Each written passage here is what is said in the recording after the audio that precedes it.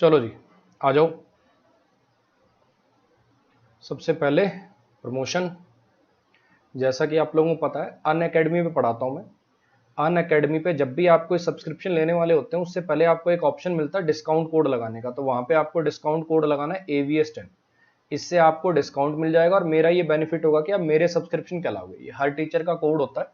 Basically इससे अन academy को ये पता चलता है कि कौन से टीचर के थ्रू कितना बच्चा आ रहा है अन अकेडमी पे। तो आप ये कोड यूज करेंगे तो कहने का मतलब मेरा आपको तो डिस्काउंट हर कोड पे सेम ही मिलना है। AVS10 कोड यूज करोगे तो मेरे स्टूडेंट कहलाओगे, ठीक है। लेकिन ध्यान रखना, इस कोड का मतलब ये नहीं कि आप सिर्फ मेरी बैचेस देख पाओगे। एक बार अगर आपने सब्सक्रिप्शन ले लिया तो उसके बाद इस कोड की वैल्यू खत्म। उसके बाद अन अकेडमी पे सब्सक्रिप्शन मॉडल, यानी अन अकेडमी का अगर आपने SSC कैटेगरी का सब्सक्रिप्शन लिया है तो फिर SSC कैटेगरी में जितने टीचर पढ़ा रहे हैं, चाहे वो मैथ्स के हों, रीजनिंग के हों, GS के हों, जितने भी टीचर्स पढ़ा रहे हैं, सबके सारे के सारे बैचेस आपके लिए अनलॉक हो गए। जितने टाइम का आपने सब्सक्रिप्शन लिया उतने टाइम तक आप उन टीचर्स के जितने बैचेस आए, चाहे मैं मेरी बात करूं, जैसे अब मान लो मेरा कोई थ्योरी का बैच है, प्रैक्टिस का बैच है, वोकैब का बैच है, किसी की को अलग अलग फीस देने की जरूरत नहीं है। एक बार आपने फीस दे दी, बात खत्म। फिर चाहे मेरा या किसी भी टीचर का कोई CET का बैच आए, कोई CPO का बैच आए, CGL का बैच आए, CHSL का बैच आए, MTS का बैच आए, CPO का बैच आए, कोई दोबारा फीस पे करने की जरूरत नहीं है। एक बार फीस पे कर दी, बात खत्म हो गई।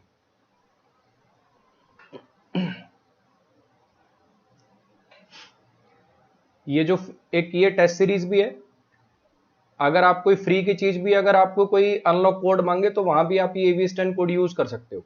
इवन अगर आपको कोई आपका दोस्त SSC कैटेगरी में नहीं है और किसी बैंक में या किसी और चीज की सब्सक्रिप्शन लेना चाहता है, वहां भी ये डिस्काउंट कोड अप्लाई हो सकता है। बैंक, नीट, UPSC हर कैटेगरी में अगर आपका कोई SSC वाले में दोस्त नहीं है तो आप ये कोड अगर रिकमेंड करना चाहो तो कर सकते हो। चलो जी, अब मैं मेरे बैचेस का बता देता हूँ। इस महीने में मेरे दो बैचेस आए थे, एक वोकैब का और एक ग्रामर का। वोकैब वाले में EDM phrases, one word substitution, phrasal verb, one ये अपना नेमोनिक्स के थ्रू वोकैब और रूट वर्ड के थ्रू वोकैब, ये चीजें कवर करने वाला हूं मैं। 8 से 9:15 इसका टाइमिंग रहता है। और 18 मई से जो बैच चालू हुआ था वो थ्योरी का बैच है। उसमें वही बेसिक, बिल्कुल प्री टू मेंस का बैच, बिल्कुल बेसिक से लेकर एडवांस तक। नाउन क्या होता है, प्रोनाउन क्या होता है, एडजेक्टिव क्या होता है, एडवर्ब क्या होता है, यहां से लेकर जिरेंड का पैसिव कैसे करते हैं, इन्फिनेटिव का पैसिव कैसे करते हैं, यहां तक। जो भी इंटरेस्टेड हो AVS10 कोड लगा के सब्सक्रिप्शन ले सकते हैं। एटलीस्ट जो मुझसे पढ़ चुके हैं वो अपने दोस्तों को रिकमेंड कर सकते हैं।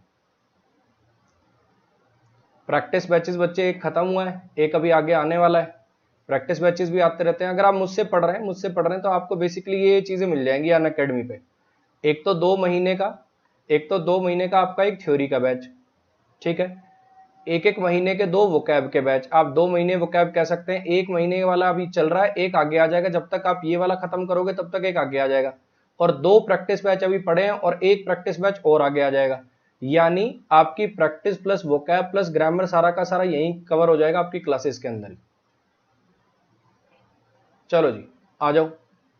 आज का टॉपिक मैंने आपको बता रखा था, नाउन पढ़ेंगे आज। आज का टॉपिक मैंने आपको बता रखा था, नाउन पढ़ेंगे। आओ करें शुरू। कल का टॉपिक भी मैं आपको पहले बता देता हूं, या तो नाउन के ही कुछ और क्वेश्चंस होंगे या आर्टिकल्स करेंगे कल, कि कोई और चैप्टर कर लें। कल अपन कर लेते हैं एडवर्ब। कल का टॉपिक रहेगा एडवर्ब। कल का टॉपिक रहेगा एडवर्ब, ठीक है। या तो नाउन को ही कंटिन्यू कर लेंगे, अगर कुछ और क्वेश्चंस हुए तो नाउन को ही कंटिन्यू कर लेंगे, नहीं तो फिर एडवर्ब। दोनों में से एक टॉपिक रहेगा, ठीक है। आ जाओ। चलो जी, इसमें बताओ जरा।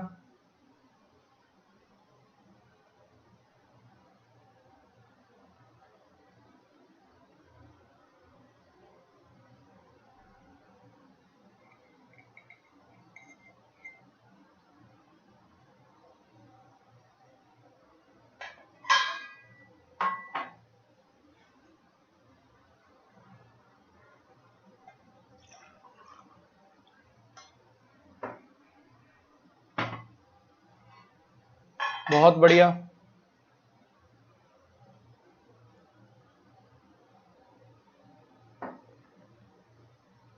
अब आपने कंपाउंड नाउन का प्लूरल पढ़ा होगा। उसमें आपने पढ़ा होगा ये जो एस लगता है ना, ये नाउन की तरह से काम करने वाले स्ट्रक्चर पे लगता है। ये जो इन लॉ शब्द होता है ना, brother in law, sister in law, father in law, ये जो इन लॉ शब्द होता है ये तो बेसिकली एडजेक्टिवल फ्रेज बनाता है इसके लिए, ये इसको क्वालिफाई करने वाले एडजेक्टिव की तरह से काम कर रहा होता है इन लॉ। तो इन प्रीपोजिशनल लॉ इसका ऑब्जेक्ट है। जो इन लॉ है ये बेसिकली एडजेक्टिवल फ्रेज की तरह से काम कर रहा होता है मदर के लिए, mother in law, father in law, brother in law. और ये एस लगने वाला जो फ्यूचर है प्लूरल के लिए, एस लगने वाला फीचर जो है नाउन का है ना कि एडजेक्टिव का। तो ये जो एस लगेगा ये लगेगा जी मदर में, यहाँ पे होगा मदर्स इन लॉ, यहाँ पे लगेगा मदर्स इन लॉ। जो सास होती हैं, जो सास होती हैं अलग अलग डेली सोप्स में। अब ये डेली सोप्स क्या होते हैं, वो टीवी सीरियल जो रोज आते हैं, ये थे ना कसौटी जिंदगी की, दिया और बाती, इस टाइप के जो सीरियल होते हैं आजकल, वो रसोड़े में कौन थी, गोपी बहू, इस टाइप के जो सीरियल होते हैं वो वाले। तो जो मदर्स इन लॉ जो हैं अलग अलग डेली सोप्स की, उन्हें नॉमिनेट किया गया है इस कैटेगरी में। कोई अवार्ड फंक्शन वगैरह की बात हो रही है, इसमें बताइए जरा क्या आएगा।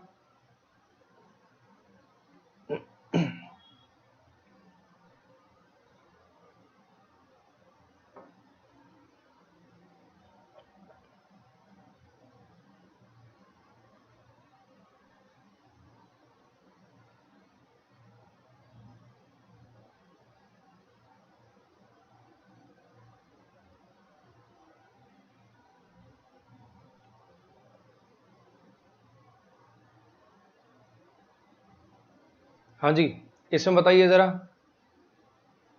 आई want to know where the headquarter of Delhi police is situated. अब आपने कुछ नाउन पढ़े होंगे जिनकी सिंगुलर प्लूरल फॉर्म सेम होती है। कहने का मतलब चाहे आप उनको सिंगुलर वर्जन में यूज करिए चाहे प्लूरल वर्जन में यूज करिए, उन नाउन की स्पेलिंग सेम रहेगी। डियर है, शीप है ना, ऐसी ऑफस्प्रिंग है, इशू है, वेयर अबाउट्स है, हेडक्वार्टर्स है। चाहे एक हेडक्वार्टर हो चाहे 10 हेडक्वार्टर हो, वर्ड हमेशा हेडक्वार्टर्स ही यूज होगा। हेडक्वार्टर्स, हेडक्वार्टर्स, वेयर अबाउट्स, ये वाले नाउन आपने पढ़े होंगे। ऐसे नाउन जिनको आप चाहे सिंगुलर में यूज लें चाहे प्लूरल में यूज लें, इनकी स्पेलिंग हमेशा सेम रहेगी। हेडक्वार्टर जैसा कोई शब्द नहीं है, हेडक्वार्टर्स ही वर्ड यूज होगा। अब काफी बच्चों को यहाँ पे इस गलत लग रहा होगा, बच्चे हेडक्वार्टर चाहे एक हो चाहे दो हो चाहे तीन हो, वर्ड हमेशा हेडक्वार्टर्स यूज होगा। लेकिन अगर आप एक हेडक्वार्टर कहना चाहते हो तो इज, और अगर बहुत सारे हेडक्वार्टर्स की बात करना चाह रहे तो are. The headquarters of Delhi, the headquarters of police are situated all over India, तब तो आर आ गया क्योंकि बहुत सारे हेडक्वार्टर्स की बात कर रहे हो। और अगर एक की बात करोगे दिल्ली पुलिस का तो एक ही हेडक्वार्टर होगा, तो इज आ जाएगा।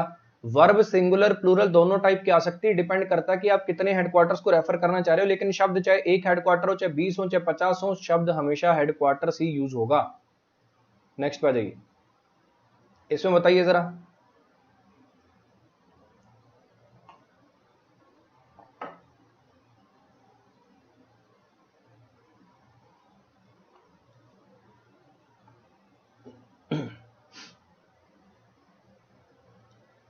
अभी आपने पढ़ा होगा कुछ ऐसे नाउन्स होते हैं जो हमेशा प्लूरल में चलते हैं। सिजर्स है, सिजर्स है, ट्राउजर्स है, पजामाज है, ये वाले नाउन पढ़ रखे हैं ना आपने। स्केल्स है, ऐसे कॉम्प्लीमेंट देने वाले शब्द हैं, थैंक्स हैं, कॉम्प्लीमेंट्स हैं, बेस्ट विशेज हैं, ऐसी वैल्यूएबल्स हैं, ईटेबल्स हैं, ये वाले नाउन पढ़े हैं जो हमेशा प्लूरल फॉर्म में चलते हैं। उसके अंदर आपने पढ़ा होगा सेविंग्स, अर्निंग्स, ये ऐसे नाउन्स हैं जो हमेशा प्लूरल में चलते हैं। सेविंग अकाउंट नहीं, सेविंग्स अकाउंट। जब एटीएम से पैसे निकालने जाते हो तो वहां भी लिखा देखा होगा कहां से पैसे निकालेंगे, करंट अकाउंट से कि सेविंग्स अकाउंट से, ना कि सेविंग अकाउंट से। सेविंग्स, अर्निंग्स, ये हमेशा प्लूरल में चलेंगे। इसमें बताइए जरा।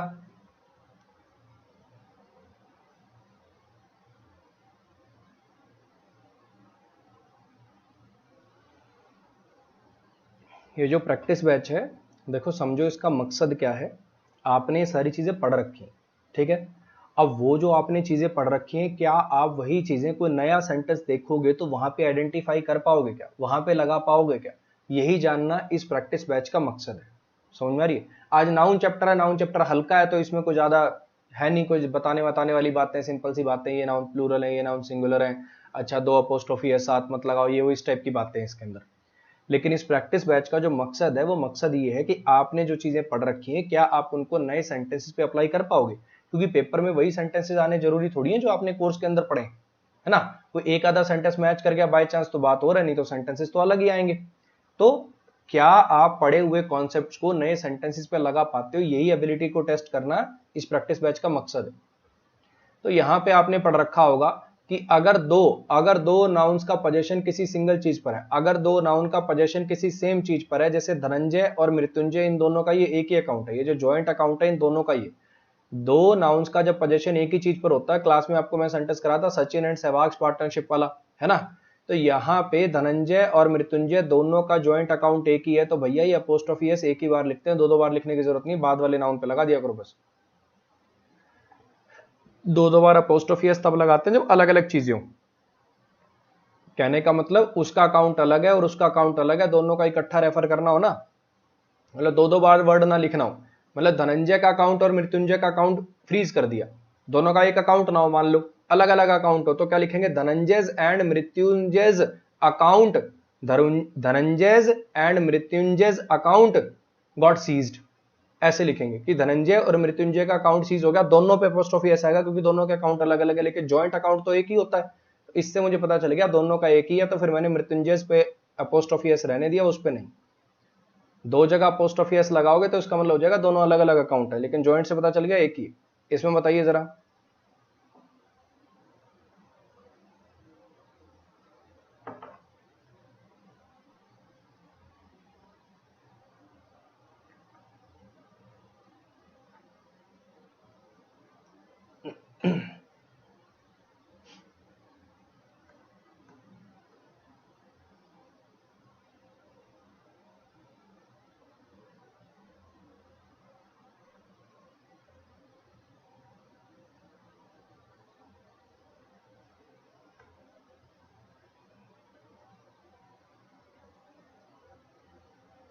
मुझे उस साइंटिस्ट का नाम नहीं पता जिसने अर्थ की ग्रेविटेशनल फोर्स की खोज करी थी, मुझे उस साइंटिस्ट का नाम नहीं पता जिसने अर्थ की ग्रेविटेशनल फोर्स की खोज करी थी। अब यहाँ पे अर्थ नाउन है, ग्रेविटेशनल फोर्स भी नाउन है, एक नाउन को दूसरे नाउन के साथ कैसे लिख पाओगे बिना पोजीशन बनाए। तो अर्थ की ग्रेविटेशनल फोर्स की खोज, अर्थ ग्रेविटेशनल फोर्स लिखना पड़ेगा आपको यहाँ पे, या तो ग्रेविटेशनल फोर्स ऑफ अर्थ लिख दो। लेकिन आपने पढ़ा होगा ये जो सन मून सेलेस्टियल बॉडीज होती हैं, भले ये नॉन लिविंग होती हैं, लेकिन इनके ऊपर अपोस्ट्रोफी एस लगाना अलाउड होता है। अर्थ सन मून इनके ऊपर अपोस्ट्रोफी एस लगाना अलाउड होता है, ये आपने पढ़ रखा होगा। कुछ ऐसी नॉन लिविंग थिंग्स भी होती हैं जिनके ऊपर अपोस्ट्रोफी एस अलाउड होता है, पर्सोनिफिकेशन के केस में, है ना, डिग्निफाइड ऑब्जेक्ट के केस में, सेलेस्टियल बॉडीज के केस में, ये पढ़ रखा होगा आपने। इसमें बताओ,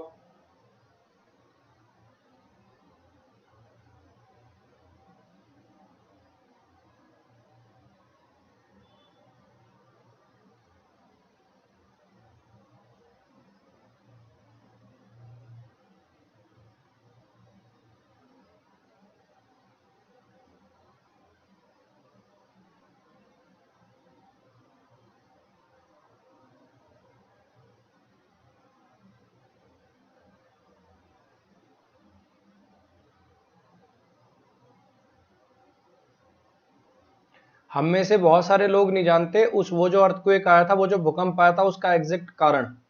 अब यहाँ पे आपने पढ़ा होगा रीजन वर्सेस कॉज, यहाँ पे आपने पढ़ा होगा रीजन वर्सेस कॉज। रीजन कब लगाते हैं और कॉज कब लगाते हैं, जब कोई एक्शन जानबूझ के किया जाए, जब कोई एक्शन जानबूझ के किया जाए तो उसके कारण के लिए होता है रीजन। मान लो तुमने मुझे थप्पड़ मारा और मैं तुमसे पूछ रहा हूं भैया तूने थप्पड़ क्यों मारा, what was the reason you slapped him. कोई डेलिब्रेट, कोई जानबूझकर किए गए एक्शन का जब आपसे रीजन पूछा जाता है, कारण पूछा जाता है, तो उसके लिए वर्ड यूज होता है रीजन।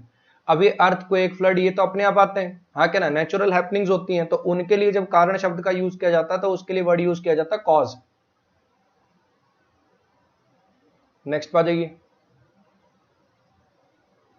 इसमें बताइए जरा,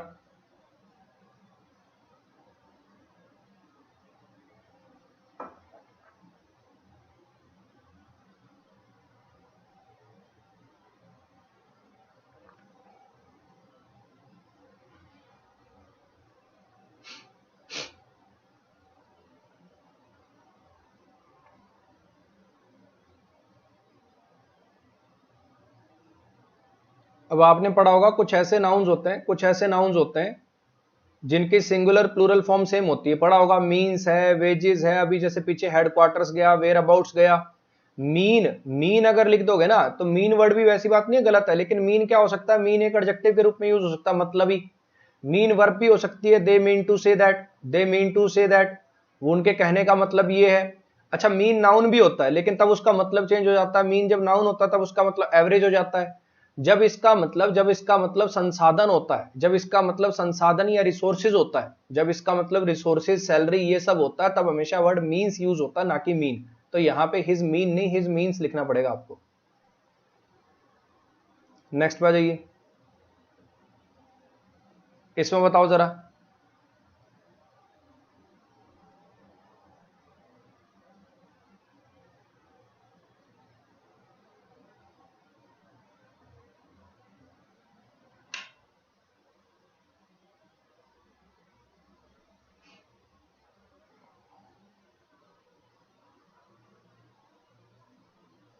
अरे किसके पेड़ में नहीं पड़े प्रहलाद भैया, किसके पेड़ में नहीं पड़े ये? मेरे बैच में नहीं पढ़ाया क्या मैंने, ये कहना चाह रहे हो? कमेंट करने से पहले ऐसे मत करा करो यार, बच्चों को गलत इमेज आती है। वेजेस मीन्स ये तो सबने पढ़ रखे होंगे, ऐसा कैसे हो सकता है ना पढ़े हो?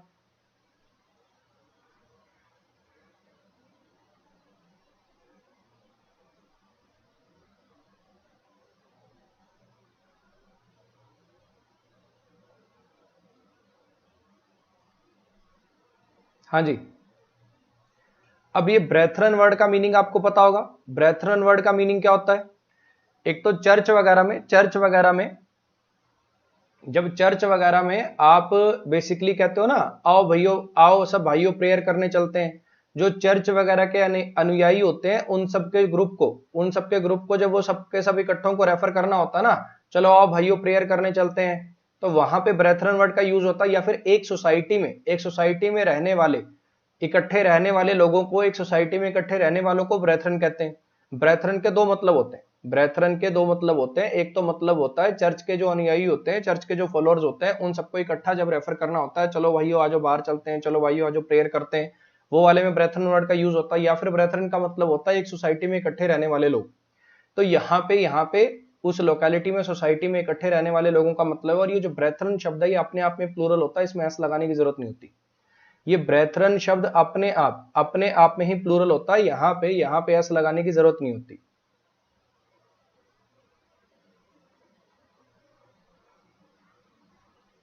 अरे क्या बात हो गई?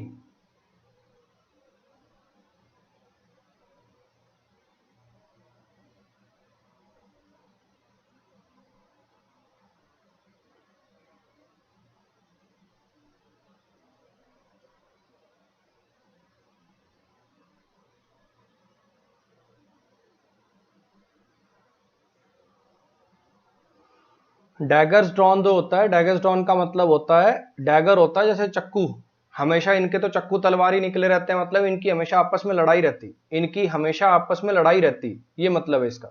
नेक्स्ट पे जाइए।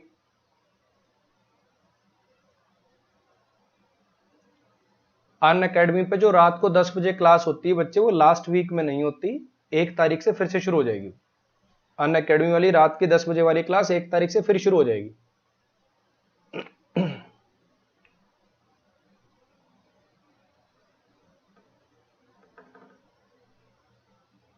ठीक है नवीन भाई, पढ़ लिया मैसेज, धन्यवाद। हाँ जी, इसमें बताइए जरा।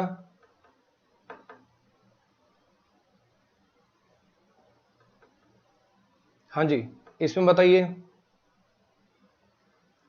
तुम्हारी टोन, बोलने के जो तुम्हारी टोन है और तुम्हारे दोस्तों की, तुम्हारी टोन और तुम्हारे दोस्तों की जो टोन है वो बड़ी ही सार्कास्टिक है, फिर भी हम उसे कभी सीरियसली नहीं लेते।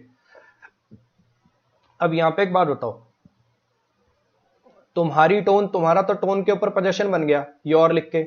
अब यहाँ पे योर फ्रेंड्स, तुम्हारे फ्रेंड्स तो हो गए, लेकिन इन फ्रेंड्स का टोन के ऊपर कैसे पोजेशन बनेगा? अब नाउन रिपीट करने की जरूरत नहीं है, आप सिर्फ ये सिंबल यूज कर दें। यहाँ पे जैसे ही आप ये फ्रेंड्स के ऊपर ये सिंबल यूज कर देंगे, इसका मतलब किसी ना किसी चीज पर पोजेशन और टोन की बात हो रही है, तो टोन पे आ जाएगा ये। फ्रेंड, ध्यान रखना ये फ्रेंड्स प्लूरल में लिख रखा है, तो इसके ऊपर ऐसे मत लिख देना, ये गलत हो जाएगा। जिन जिस जिस वर्ड के लास्ट में ये ज की साउंड होती है उसके ऊपर सिर्फ सिंबल यूज किया जाता है। कोई एक फ्रेंड नहीं है, बहुत सारे फ्रेंड हैं, तो अपना मीनिंग चेंज मत कर देना, कहीं सिंगल फ्रेंड कर दो। यहां पे मीनिंग चेंज मत कर देना। अगर पहले फ्रेंड्स प्लूरल में लिख रखा है तो बाद में प्लूरल में लिखना। ये गलत लिख दिया, देखो आंसर में भी इसने भी गलत लिख दिया, इसको चेंज कर दूंगा मैं। पहले अगर भाई प्लूरल है, चीज समझने की कोशिश करो, पहले अगर तुम्हारे दोस्त हैं प्लूरल हैं तो उनको प्लूरल ही रहने दो ना, उनको थोड़ी चेंज कर दोगे। सिंगुलर में दोस्तों को क्यों कम कर रहे हो? समझ गए ना मैं क्या बात कहना चाह रहा हूं?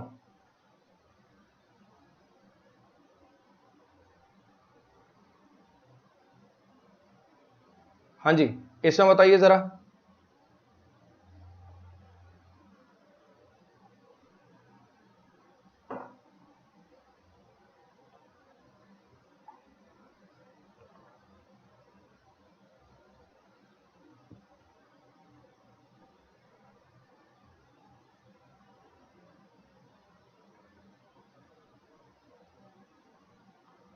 अब आपने ये पढ़ रखा होगा अनकाउंटेबल नाउन्स, इंफॉर्मेशन, नॉलेज, इनके प्लूरल नहीं होते, है ना। इंफॉर्मेशंस, एविडेंसेस, नॉलेजेस, ये सब नहीं हो पाएगा, ये अनकाउंटेबल नाउन होते हैं, इनके प्लूरल नहीं होते। ऑल द इंफॉर्मेशन लिखोगे। ये ऑल और सम ऐसे एडजेक्टिव होते हैं, काउंटेबल अनकाउंटेबल दोनों के साथ लग सकते हैं। ऑल और सम ये ऐसे क्वांटिटेटिव एडजेक्टिव्स होते हैं, काउंटेबल अनकाउंटेबल दोनों के साथ अलाउड होते हैं। तो ऐसे मत सोचना सर अगर ये अनकाउंटेबल है तो ऑल कैसे आ गया फिर इसके साथ। All the water, all the milk, all the information, all the knowledge लिख सकते हो, कोई दिक्कत नहीं है उसमें। इसमें बताइए जरा क्या गलती है।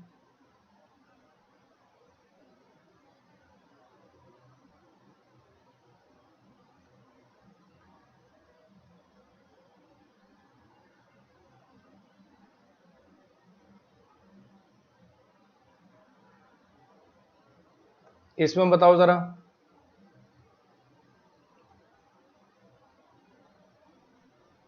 देखो ये जो वर्ड होता है ना स्पेक्टेकल्स, स्पेक्टेकल्स का मतलब होता है ग्लासेस यानी चश्मा। तब तो ये हमेशा प्लूरल रहता है। जब इसका मतलब हो ग्लासेस यानी चश्मा, स्पेक्टेकल्स, ऑप्टिकल्स, ग्लासेस, तब ये हमेशा प्लूरल रहता है, तब ये हमेशा रहता है प्लूरल। लेकिन स्पेक्टेकल का एक और मीनिंग भी होता है, स्पेक्टेकल का एक और मीनिंग भी होता है। स्पेक्टेकल का मतलब होता है दृश्य, साइट। अब यहां पे तुम देखो क्या मीनिंग देना है, यहां पे जरा तुम मीनिंग देखो क्या देना है। इस पासर बाय से पता चला, इस पासर बाय से, पासर बाय का मतलब होता है राहगीर, पासर बाय का मतलब होता है राहगीर। यहां पे जरा समझने की कोशिश करना। I have never seen such a lovely spectacle in my life, मैंने कभी नहीं देखा इतना सुंदर दृश्य मेरी जिंदगी में। अब ये वर्ड को चश्मे के लिए यूज कर रहा है, चश्मे के लिए यूज कर रहा है कि उस दृश्य के लिए यूज कर रहा है? पहला हिंट तो मिला मुझे पासर बाय से, जो वहां से निकल रहे थे, जो वहां के राहगीर थे।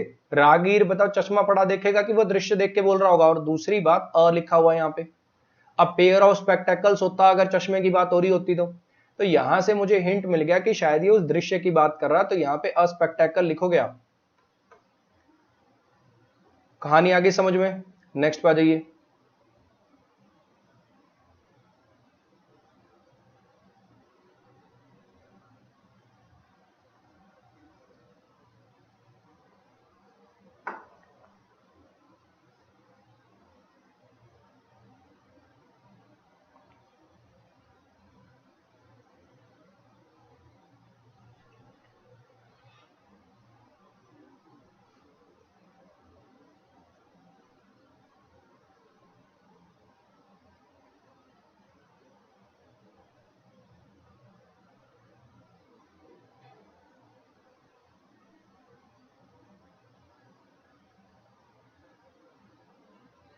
अब आपने ये दोनों वर्ड के बीच में डिफरेंस पढ़ रखा होगा, ऑल्टरनेट। ये शायद अपने पिछले में भी आया था, एडजेक्टिव चैप्टर में भी आया था, अगर आपको याद हो। Alternate versus alternative, alternate versus alternative. Alternative का मतलब होता है अदर ऑप्शन, कोई और ऑप्शन, और ऑल्टरनेट एक एडजेक्टिव होता है जिसका मतलब होता है एक दिन छोड़ के एक दिन।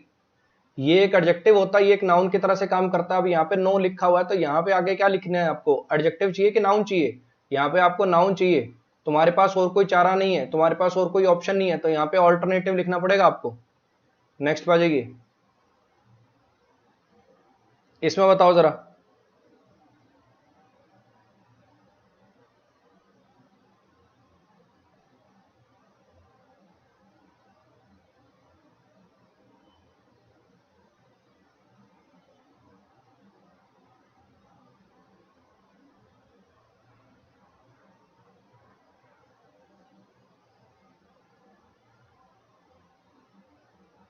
अरे कितनी बार कमेंट कर रहा भाई, दोनों के घर अलग अलग है ना, ये क्या नाम है, कलैया गौरव, दोनों के घर अलग अलग हैं। होम लिखेगा तो एक एक घर है दोनों के, और होम्स लिख देगा तो एक से ज्यादा घर हो जाएंगे उनके। अगर वहां पे होम लिखेगा तो जॉन का भी एक घर है और मैरी का भी एक घर है, जो अलग अलग रोड के अलग अलग साइड पे हैं। होम्स लिख दोगे तो जॉन के भी 3-4 घर हैं और मैरी के भी 3-4 घर हैं। ग्रामेटिकली होम भी ठीक है, होम्स भी ठीक है। एक एक घर कहना चाह रहे हो तो होम लिख लेना, एक से ज्यादा घर कहना चाह रहे हो तो होम्स लिख देना।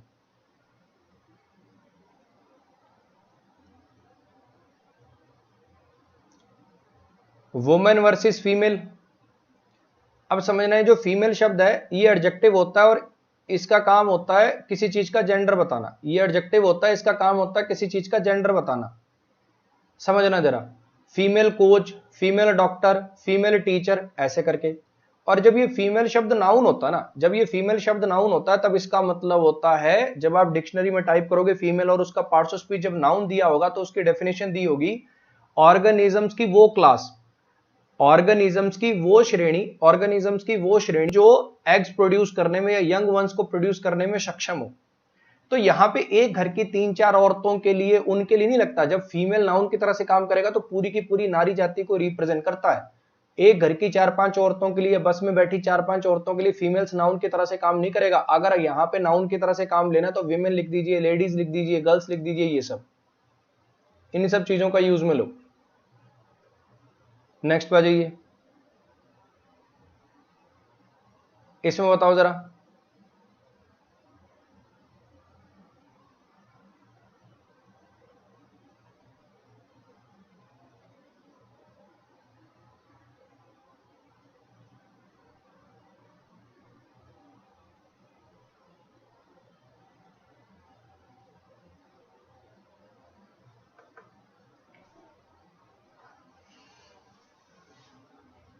अब आपने पढ़ रखा होगा दो अपोस्ट्रोफी ऐसे एक साथ नहीं लगाते, दो अपोस्ट्रोफी ऐसे एक साथ नहीं लगाते, लेकिन फिर पोजीशन बनाना तो फिर कैसे बनाओगे। यहाँ पे अंकल का सेक्रेटरी पे और सेक्रेटरी का वाइफ पे पोजीशन है, और मेरा अंकल पे पोजीशन है, मेरा अंकल पे पोजीशन है, अंकल का सेक्रेटरी पे पोजीशन है, सेक्रेटरी का वाइफ पे पोजीशन है। तो बताओ फिर कैसे लिखेंगे, इसको सही करके कैसे लिख देंगे। The wife of my uncle's secretary लिख दो, the wife of my uncle's secretary लिख दो, सारे पोजीशन बरकरार रह जाएंगे और दो अपोस्ट्रोफी एस आपको इकट्ठे भी नहीं लगाने पड़ेंगे। इसमें बता दीजिए जरा, इसमें बता दो जरा।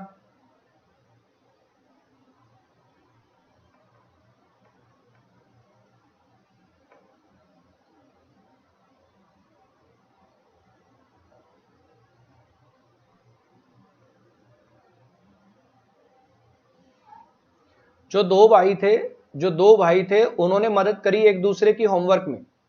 The two brothers helped in each others homework. अब यहां पे वैसे तो देखो जो एरर मार्क किया शायद ये प्रीवियस ईयर ही है, ये प्रीवियस ईयर ही है। लेकिन यहां पे एक गलती तो देखो ये है ना, जो help verb generally transitively use होती है। The two brothers help each other, the two brothers help each other in homework, ऐसे होना चाहिए था यहाँ पे। लेकिन जो एसएससी ने एरर मार्क किया वो इस वजह से किया कि ईच अदर प्रोनाउन है, ये होमवर्क नाउन है, इकट्ठे कैसे आ गए, ईच अदर्स होमवर्क उन्होंने करके दे दिया।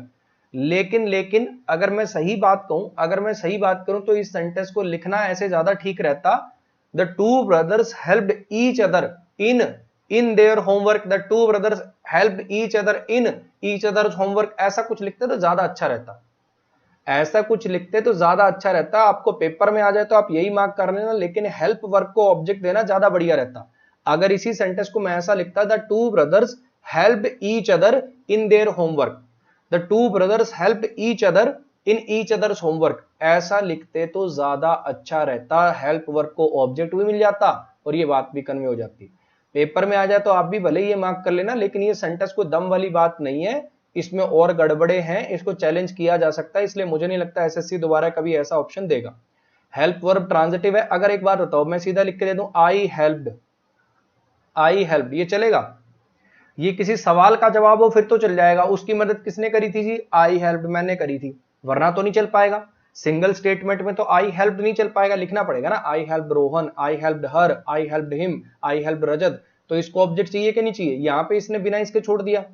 तो इसके अंदर भैया the two brothers help each other in their homework, ऐसा लिखना बेस्ट रहता, ऐसा लिखना बेस्ट रहता। लेकिन अभी एसएससी ने आंसर यहाँ पे मार्क किया था, इसलिए मैं आपको यहाँ बता रहा हूं। लेकिन जो बेस्ट तरीका है वो ये होता, the two brothers help each other in their homework, ऐसा लिखते तो बेस्ट होता।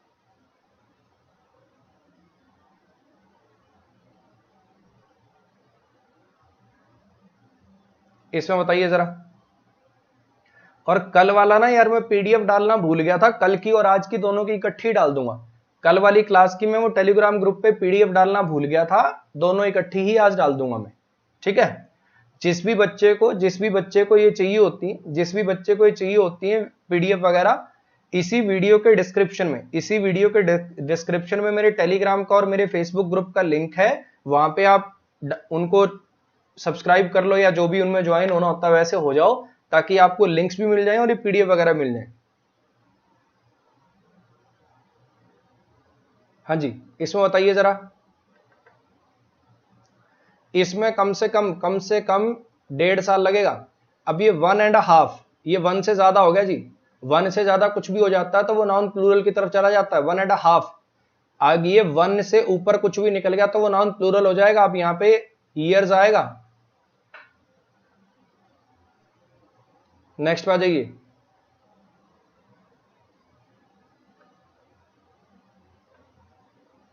अगर आपको यहाँ पे इसको सिंगुलर ही लिखना था ना, अगर आप इसको सिंगुलर लिखना चाह रहे थे, एक तरीका और है, आप ऐसे भी लिख सकते थे, it will take an year and a half, ऐसा भी लिख सकते हो आप। ये वाला स्ट्रक्चर भी ठीक है, ये वाला स्ट्रक्चर भी ठीक है, या तो इसके अंदर ऐसे लगा दो या फिर ऐसे लिख दो, दोनों ही तरीके से लिख सकते हो आप। इसमें क्या होता है, ये ईयर यहां पे अंडरस्टूड हो जाता है, an year and a half year, ऐसे करके हो जाता है ये। एन नहीं सॉरी, ए आएगा भाई, सॉरी, रुको, year and a half, an नहीं सॉरी, ए आएगा इसमें। इसकी जो सही प्रोनाउंसिएशन होती है वो ईयर होती है, ईयर, य से, ईयर एंड अ हाफ, ऐसे करके बनेगा ये, ईयर एंड अ हाफ, य की साउंड होती है इसके अंदर, ईयर एंड अ हाफ। या तो ऐसा लिख लो या फिर ऐसा लिख लो, 1.5। 1 सेकंड भाई, 1 सेकंड, ठीक है, 1 सेकंड। वो गेट पे अमेज़न वाला से कुछ मंगाया था, 1 मिनट रुको, 1 सेकंड में आया।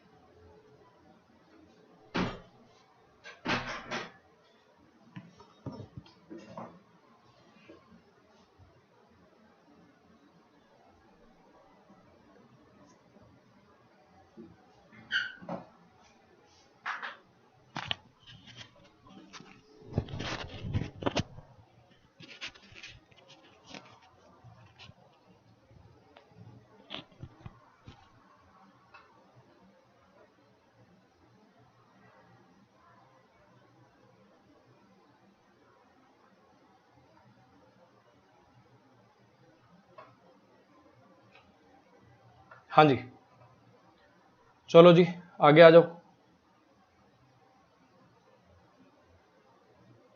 इसमें बताओ जरा,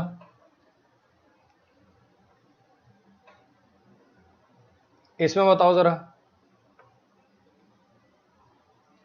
परवीन बिश्नोई, सेंटेंस ब्रेकिंग बच्चे कॉन्सेप्ट सीखते समय करी जाती है, ना कि जब प्रैक्टिस करते हैं हर सेंटेंस को ब्रेक करने पर लग गए। सेंटेंस ब्रेकिंग कॉन्सेप्ट को सीखने के लिए करी जाती है, हर सेंटेंस को पता चले पूरा अखबार ही ब्रेक करने लग गए। हाँ जी, इसमें बताइए जरा क्या आएगा। कॉन्सेप्ट की क्लैरिटी के लिए यहां पे ये लग रहा है तो क्यों लग रहा है, उसके लिए सेंटेंस ब्रेकिंग करी जाती है। कहीं पता चले मेंस के पेपर में 20 एरर आए और तुम बैठ के उनको ब्रेक कर रहे हो, वहां तुमसे 20 एरर ही हो पाएंगे और दुनिया पेपर करके चली जाएगी।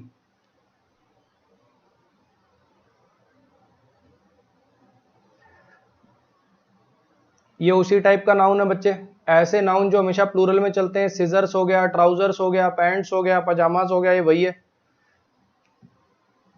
उसने एक शैबी सी फेडेड ट्राउजर्स पहन रखी थी, उसने एक शैबी सी फेडेड पैंट पहन रखी थी, जो उसने एक्सप्लेन किया, जिन्हें जीन्स कहते हैं और बड़ी महंगी आती हैं। कॉस्ट ऑफ फॉर्चून का मतलब होता है बड़ी महंगी आती है। जब ये जीन्स ताजा ताजा चली होंगी जब की बात कर रहा होगा ये कोई पर्सन के बारे में बात करा कि उसने एक अजीब सी ट्राउजर्स पहन रखी थी, फेडेड सी, शैबी सी, गंदी सी, अजीब सी, और उसने कहा कि इन्हें जीन्स कहते हैं और ये बड़ी महंगी आती हैं। इसमें बताओ जरा।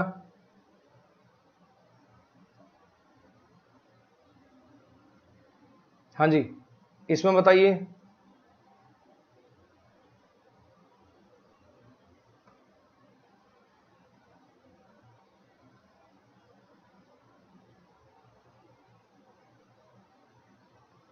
एग्जाम में एरर कैसे आते हैं बच्चे? ये जो मैं एरर करा रहा हूं ना, ऐसे एग्जाम में बिल्कुल भी नहीं आते। एग्जाम में अलग आते हैं। एग्जाम में क्या होता है, एग्जाम में इनके साइड पे कार्टून बने होते हैं। एग्जाम में इनके साइड पे कार्टून बने होते हैं और वो कार्टून मूवी आपको देखनी होती है, ठीक है? उस मूवी के बेस पे आपको आंसर देने होते हैं। ऐसे एरर बिल्कुल भी नहीं आते एग्जाम में। इसके एरर नहीं आते। एग्जाम में कार्टून मूवी आती है, कार्टून मूवी आपको पूरी स्लाइड दिखाई जाती है और उसके बेस पे आपको आंसर देने होते हैं। ये अपन स्पोकन में खूब यूज करते हैं, my date of birth, my date of birth. Actually जो सही एक्सप्रेशन है वो है डेट ऑफ माई बर्थ। मेरी डेट नहीं है, मेरी बर्थ की डेट की बात हो रही है। डेट ऑफ माई बर्थ लिखना पड़ेगा, डेट ऑफ माई बर्थ लिखना पड़ेगा। यहां पे लिखना पड़ेगा डेट ऑफ माई बर्थ। सही expression my date of birth नहीं है, डेट ऑफ माई बर्थ है। इसमें बताइए जरा।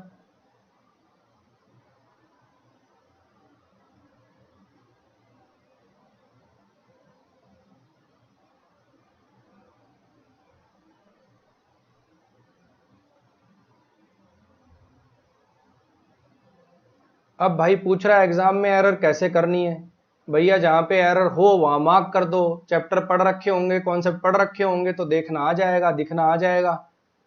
जिस बच्चे ने चैप्टर पढ़ रखे होते हैं, कॉन्सेप्ट पढ़ रखे होते हैं, उनको पता होता है कि भैया ये जेंट्री नाउन है, ये जेंट्री नाउन प्लूरल होता है, प्लूरल है तो प्लूरल वर्ब लेगा, यहाँ पे डजंट आएगा। ये ए है बच्चे, अ नंबर ऑफ, ये टाइपिंग एरर है। ये डोंट से बनेगा। जिन्होंने पढ़ रखे होते हैं उनको पता होता है। और ऐसी कोई बच्चे यहाँ ओम भीम क्लीम स्वाहा तो सिखा नहीं रहा मैं, एरर कैसे करते हैं। ये क्या सवाल है? परवीन बिश्नोई भाई, ये नीचे व्हाट्सएप नंबर है, इस पे व्हाट्सएप करके पूछ लेना, वो आपको सारी डिटेल बता देंगे। जिस बच्चे ने चैप्टर पढ़ रखे होते हैं, चैप्टर वाइज एरर लगा रखे होते हैं, मिसलिनियस एरर लगा रखे होते हैं, उसको पता लग जाता है पढ़ते कि अच्छा ये जेंट्री वाला एरर आ गया। जितने कॉन्सेप्ट आप बार बार रिवाइज करते हो अपने आप ही देखना आ जाता है आपको। ओम भीम क्लीम स्वाहा से एरर नहीं सिखाता, वो वाली क्लास नहीं है ये। 3 सेकंड में सॉल्व करेंगे एसएससी का कोई भी एरर। आइए देखते हैं एसएससी के एरर को सॉल्व करने की एक खतरनाक ट्रिक। आखिर वो कौन सी क्लास है जहां से एसएससी बनाता है पेपर? ये वो वाली वीडियो नहीं है भैया, ठीक है?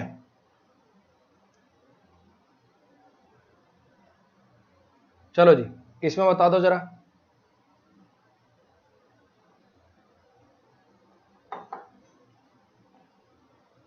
टीसीएस पैटर्न की खुफिया किताब।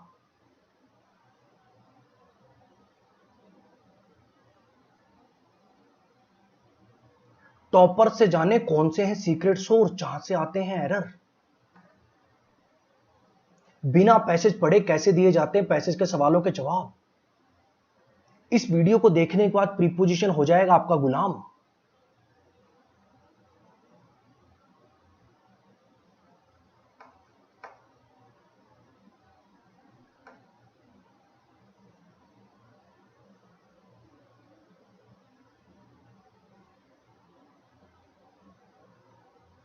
Would you please tell me how many soaps? अब आपने पढ़ रखा होगा ये सोप तो मटेरियल नाउन होता है, सोप, शैम्पू, ये सबके सब मटेरियल नाउन होते हैं। अगर ये मटेरियल नाउन होते हैं तो इसमें एस कैसे लग सकता है, इसका प्लूरल कैसे हो सकता है? तो यहां पे लिखना पड़ेगा how many bars of soap या फिर केक्स ऑफ सोप। बार्स लिख दो, केक्स लिख दो, दोनों का मतलब यहाँ पे टिकी आई है। वो बार और वो केक नहीं है भैया जो तुम पहले जानते हो, और सोप्स नहीं हो पाएगा, सोप लिखना पड़ेगा। साबुन की टिकिया, साबुन की टिकिया।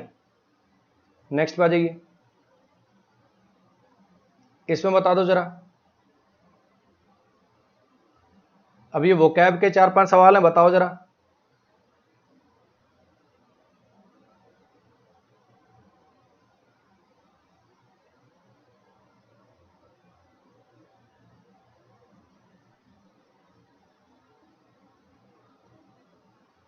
हाँ जी, इसमें बताइए जरा। प्रिवेंट का एक मतलब होता है बचाना, और एक प्रिवेंट का मतलब होता है कोई काम होने से रोकना। अगर मैं कहूं he prevented me from going there, उसने मुझे वहां जाने से रोक दिया। प्रिवेंट का एक तो मतलब होता है किसी चीज को बचाना, और एक प्रिवेंट का मतलब किसी काम को होने से रोकना भी होता है। और वही मतलब अवर्ट का होता है। अवर्ट का मतलब होता है टालना, किसी चीज को, किसी घटना को होने से रोकना। कंस्ट्रक्ट करना, कंस्ट्रक्शन करना, आपको पता है कोई चीज बनाना, अलाउ अनुमति करना, प्रोवोक किसी को कोई काम करने के लिए उकसाना। अवर्ट इसका उल्टा हो जाएगा आपको, मतलब इसका प्रिवेंट का तो सिनोनिम है ये, होने से रोकना। इन सब का उल्टा ये, जैसे किसी को प्रोवोक कर रहे हो कोई काम करने के लिए, अवर्ट उसको काम करने से टाल रहे हो, उसको वो काम करने से रोक रहे हो, और अपने को प्रिवेंट का सिनोनिम ही चाहिए था, अवर्ट आ जाएगा। नेक्स्ट पे आ जाइए।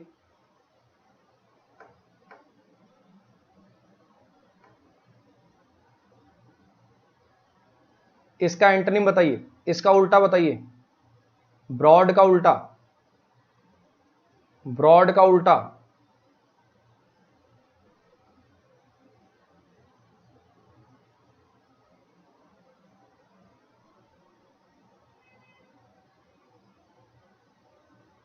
ब्रॉड का उल्टा हो जाएगा नैरो। ब्रॉड का उल्टा हो जाएगा नैरो। ये तो आसान थे ऑप्शन, इसमें तो देखने की जरूरत ही नहीं थी। डेड हीट, इस ईडियम का मतलब बताइए। डेड हीट ईडियम का मतलब बताइए। डेड हीट ईडियम का मतलब बताइए।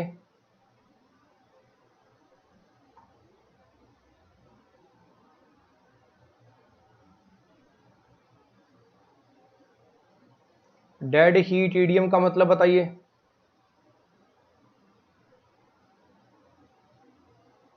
एक ऐसी फाइट, एक ऐसा कॉन्टेस्ट जो टाई हो जाए, जो ड्रॉ हो जाए, उसको बोलते हैं डेड हीट। मतलब कोई फियर्स कंपटीशन था, दोनों कंपटीशन की तरफ से पूरी आग लगी हुई थी बिल्कुल, लेकिन डेड हीट साबित हुआ वो।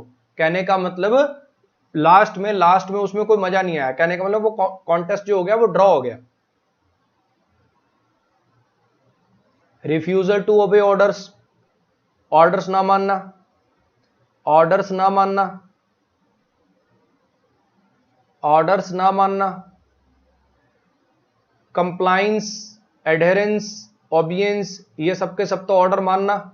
किसी को कंप्लाई करना, किसी की कई बात को पालन करना, एडहेरेंस करना, फॉलो करना, एडहियर करना, फॉलो करना, ये सारे के सारे तो ये इनका तो मतलब ओबे करना होता है। डेफिएंस, डिफेंड से याद कर सकते हो। अगर कोई पर्सन किसी चीज को डिफेंड करता है तो वो चीज उस चीज को मतलब मानने के लिए तैयार नहीं है ना। वैसे डिफेंड का एक और मतलब भी होता है, अगर आप किसी को डिफेंड करते हो तो आप कहते हो ये आदमी सही है।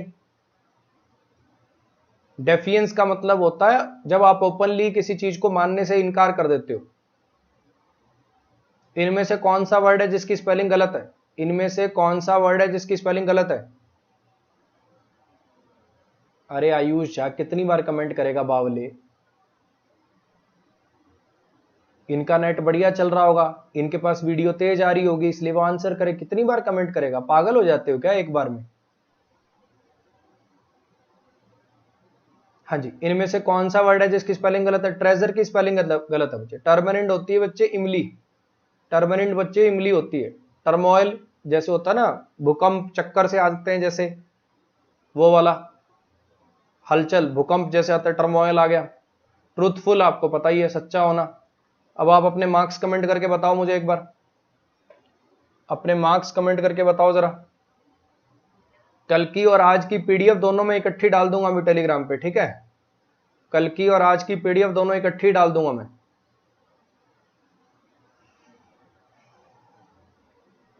इस महीने में मेरे 2 बैच आए थे, एक वोकैब का और एक ग्रामर का, ठीक है? ग्रामर कह लो या पूरा बैच कह लो, उसके अंदर आरसी वारसी ये सब भी होगा।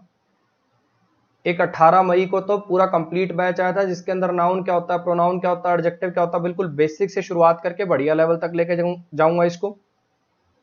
और दूसरा है वोकैब का, जिसके अंदर idioms, phrases, phrasal verb, one word, root word के थ्रू वोकैब, नेमोनिक्स के थ्रू वोकैब, ये सब कराने वाला हूं। जो भी इंटरेस्टेड है AVS 10 कोड लगा के सब्सक्रिप्शन ले सकते हैं। अनअकैडमी पे किसी एक बैच की फीस नहीं होती, अनअकैडमी पे सब्सक्रिप्शन की फीस होती है। आपने एक बार सब्सक्रिप्शन ले लिया, उसके बाद चाहे किसी भी टीचर के कितने भी बैचेस आते रहे, बात खत्म, दोबारा कोई फीस पे करने की जरूरत नहीं है। अनअकैडमी पे अगर आप SSC कैटेगरी का सब्सक्रिप्शन लोगे तो मैथ्स के, रीजनिंग के, जीके के जितने एजुकेटर हैं उन सबके बैचेस आपके लिए अनलॉक हो जाएंगे, उन सबके बैचेस आपके लिए अनलॉक हो जाएंगे। आप डिस्काउंट कोड में AVS 10 लगा रहे हो, उसका मतलब ये नहीं कि मेरी बैचेस देख पाओगे, जितने एजुकेटर हैं उनके जितने बैचेस हैं सबके सब आपके लिए अनलॉक हो जाएंगे। एक साल का जो सब्सक्रिप्शन है वो AVS 10 कोड लगाने के बाद 5850 का पड़ता है, यानी लगभग 6000 का। ये 6000 जो फीस है आपकी, ये किसी एक बैच की फीस नहीं है। इसमें मैथ्स, इंग्लिश, रीजनिंग, GS सब कुछ कवर हो गया। और इनका भी एक एक बैच नहीं, मान लो मैं मेरी बात करूं तो मेरा थ्योरी बैच, मेरा प्रैक्टिस बैच, मेरा वोकैब बैच, जितने भी आएंगे आज आ चुके हैं और जो आगे आएंगे सबके सब आपके लिए अनलॉक हो जाएंगे एक साल के लिए। आ रही है बात समझ में? चलो जी, आज के लिए गुड नाइट, मिलते हैं भाई अगली क्लास के अंदर। और अगर कंटेंट ठीक लग रहा हो, प्रैक्टिस बैच से कुछ फायदा हो रहा हो, चीजें आपकी रिवाइज हो रही हैं, वापसी, तो भैया लिंक शेयर कर दिया करो।